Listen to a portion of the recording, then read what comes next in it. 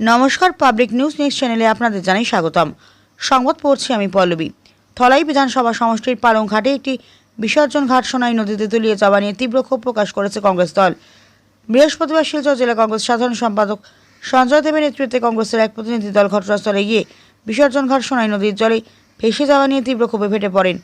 এদিন সঞ্জয় দেব বলেন, বিসর্জন ঘাট নির্মাণের 3-4 মাসের মধ্যেই বিসর্জন ঘাটটি নদীর জলে তলিয়ে যায়। তিনি বলেন, লক্ষ লক্ষ সরকারি টাকা খরচ করে বিসর্জন ঘাট নির্মাণ করা হলো, কিন্তু এর কোনো সুবিধাই ভোগ করতে পারলেন না এলাকার জনগণ। ঘটনাটি তদন্ত করে অতি সত্ত্বর উপযুক্ত পদক্ষেপ গ্রহণের জন্য এদিন ধলাইয়ের বিধায়ক অমিয় কান্তি দাসের দৃষ্টি আকর্ষণ করেছেন জেলা কংগ্রেস সাধারণ সম্পাদক সঞ্জয় দেব। এদিন কংগ্রেস প্রতিনিধি দলের অন্যান্যদের মধ্যে উপস্থিত ছিলেন উপাকান্ত গোয়ালা, মধু কালিন্দী, প্রকাশ কাহার, বিশ্বজিৎ সিংহ প্রমুখ। বিস্তারিত দেখতে থাকুন পাবলিক নিউজ নেক্সট চ্যানেলের ক্যামেরায়। আজকে আমরা অল্প আগে যে একটা কনফারেন্স করেছিলাম, আজকে বলেছি যে আমাদের পালংঘাটে যেটা বিসর্জন ঘাট ছিল সেটা বিসর্জন হয়ে গেছে। তো আপনাকে এই জন্য ডেকেছি যে আপনি বাস্তবে এসে দেখুন এটা বিসর্জন ঘাট বিসর্জন হয়েছে কিনা। আগে এই ঘাট এখান থেকে শুরু হয়েছিল, আপনি দেখুন আজকে বিসর্জন ঘাট কোথায়, দেখুন কোথায় গেছে। আজকে 2 মাসের মাথায় 3 মাসের মাথায় যে জায়গা হয়, আমার কথা হচ্ছে সরকারের কাছে তো ইঞ্জিনিয়ার আছে, এই ইঞ্জিনিয়ার কি জানে না এখানে পাইলিংয়ের দরকার আছে, এখানে কত বড় এস্টিমেটের দরকার, কীভাবে এই টাকাটা নষ্ট করলো? আমাদের যে ট্যাক্সের পয়সা দিয়ে এটা বানানো হয়েছে, এটা তো কোনো প্রীতি সম্পত্তি না, আমাদের ট্যাক্সের পয়সা দিয়ে বানিয়ে কেন এভাবে নষ্ট করা হলো, আমার এটাই প্রশ্ন। আমি এমএলএ সাহেবকে অনুরোধ করব এটার উপরে একটা ইনকোয়ারি বান, কে বা কারা করলো, ইঞ্জিনিয়ার কীভাবে এটা আপনার পারমিট করলো, সেটার উপরে আপনি একটা অ্যাকশন নিন। এটাই বলে আমার একটা কথা শেষ করলাম। আচ্ছা, এটা কি হয়েছিল এখানে?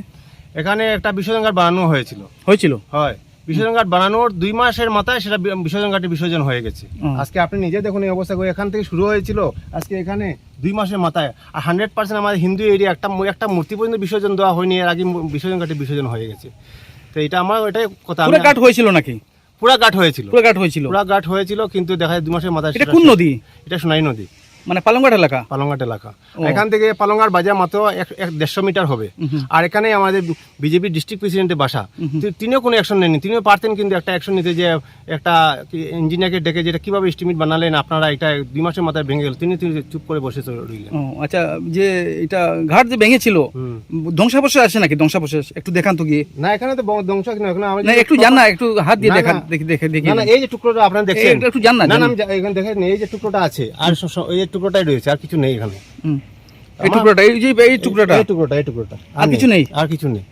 কি জলে ভেসে গেছে নাকি? জলে ভেসে গেছে। তো কথা হচ্ছে এভাবে এস্টিমেট কেন বানানো হলো?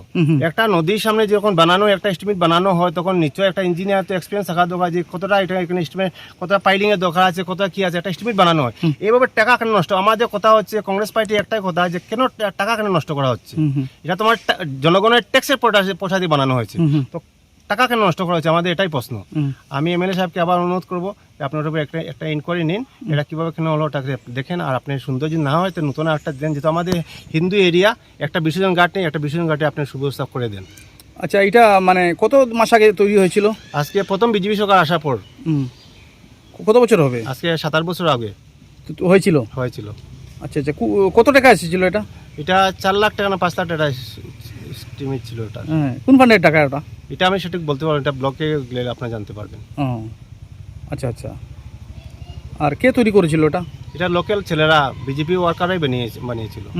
সবটি বিজেপি যে ছেলেরা ছিল, সবাই কন্ট্যাক্ট নিয়েছিল ওরা। তো মূর্তি বিসর্জন হয় না এখানে? আজকে একটা মূর্তি বিসর্জন, একটা লক্ষ্মী মূর্তি যে বিসর্জন হতো, তাহলে মানতাম যে না, একটা লক্ষ্মী মূর্তি বিসর্জন, এটা একটা মূর্তি বিসর্জন, বিসর্জন ঘাটের আগে বিসর্জন হয়ে গেছে। মূর্তি বিসর্জন কোথা থেকে হবে? আচ্ছা।